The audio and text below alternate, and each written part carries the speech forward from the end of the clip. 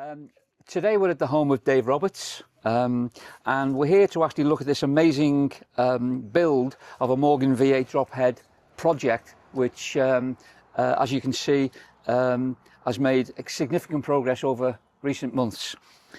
First of all, David, thanks very much for inviting us over. You're welcome, Joe. To look over the car, and I guess also for allowing us to film this event and to document it. Looking at the car, it looks amazing. Tell us a little bit about the car and what made you decide to actually build it. Oh, crumbs. Well, it goes back actually 36 years, believe it or not.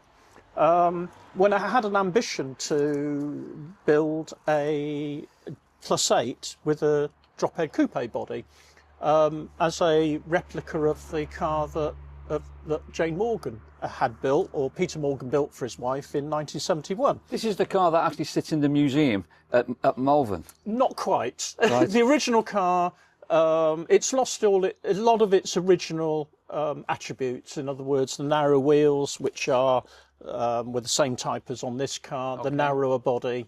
But essentially, it's what people understand to be Jane Morgan's car. Right.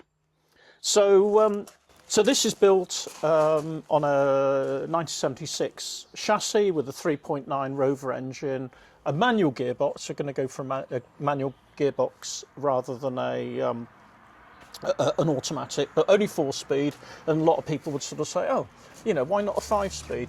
Well, actually, with the 80% profile tyres, it will actually run really smoothly and everything. So it doesn't really need the 5th gear. So, and it's perfect for touring. So, so the ambition to build it was then family. I used to race, but racing and then family and then sailing got in the way. And then 4 years ago, I managed to get one pretty important part, which was one of 3 that the factory made. One of the parts is the top of the windscreen. It's the part that the hood clamps onto. One is on Jane Morgan's car.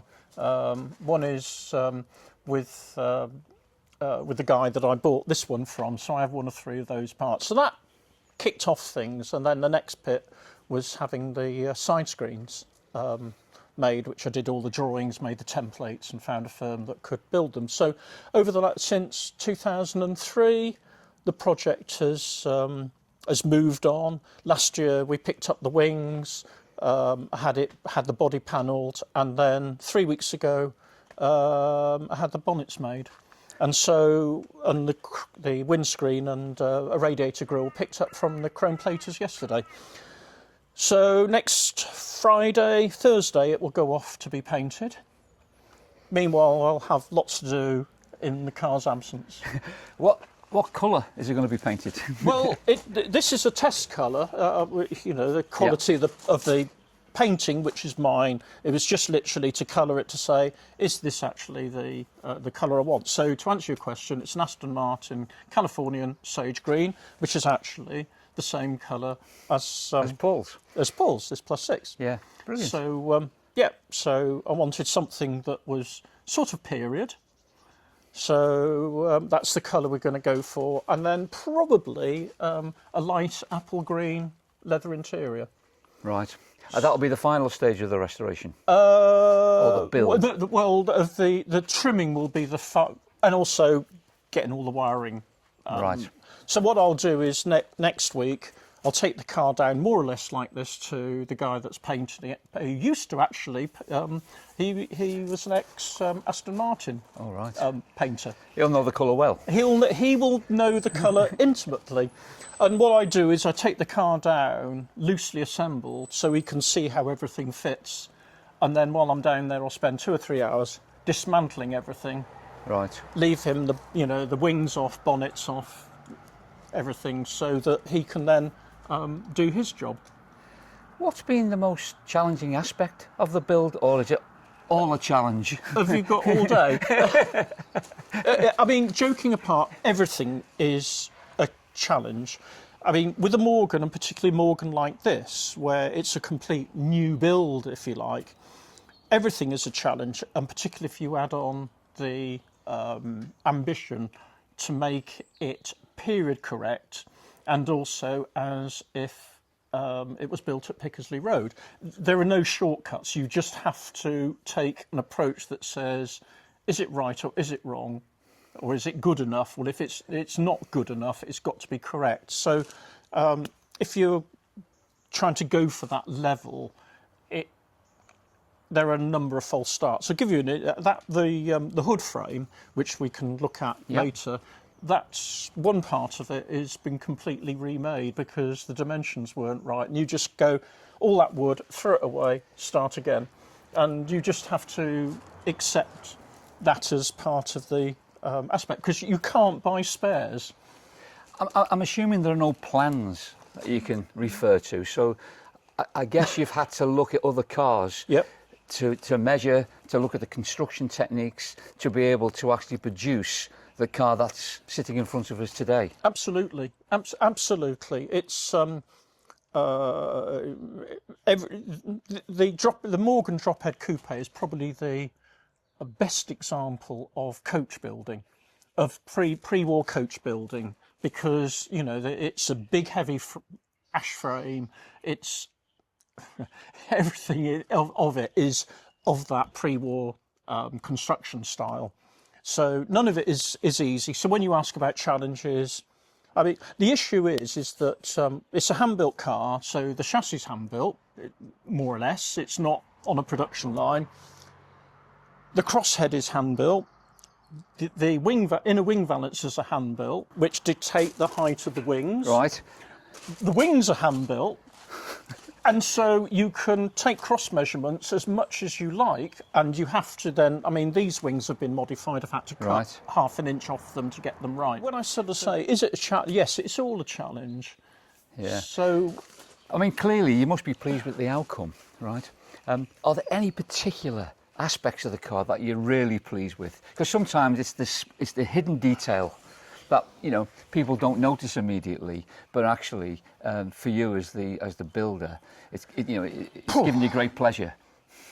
It would be it's a difficult one to answer. It really is. I mean, because the chassis had to be modified, the body is a one-off, the body panelling is a one-off.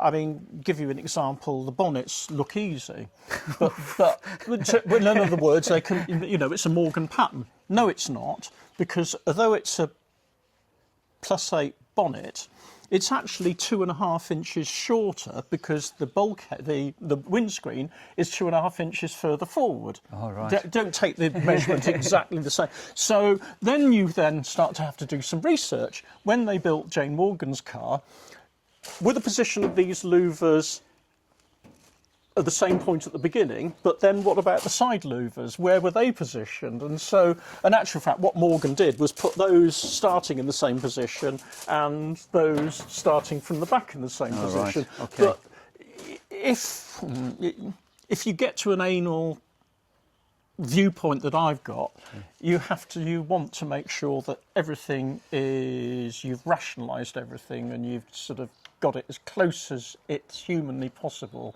Because as you say, there are no plans. No. There are some drawings of Drop Head Coupe bodies, of the woodwork, but there are no plans, there are no records at the factory of it, and the Morgan Motor Company have been very, very generous and given me virtually unlimited access to measure Jane Morgan's car. Oh, right. So, I'm very grateful for that.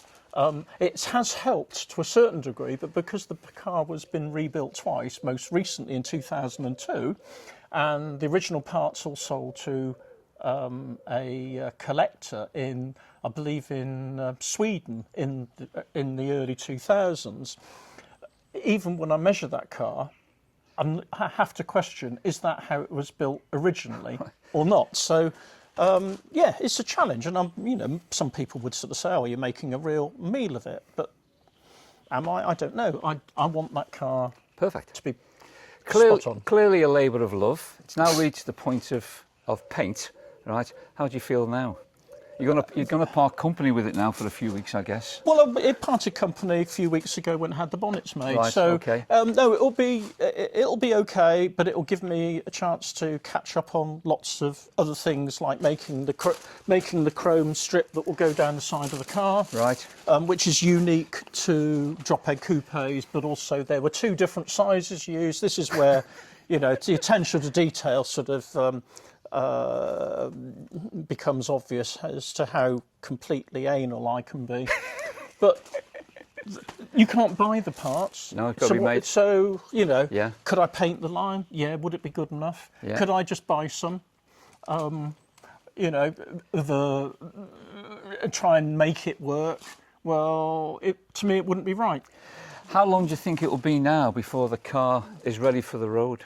Well, I'll answer it in a slightly different way, and that is that it's going off to Switzerland and Italy next June.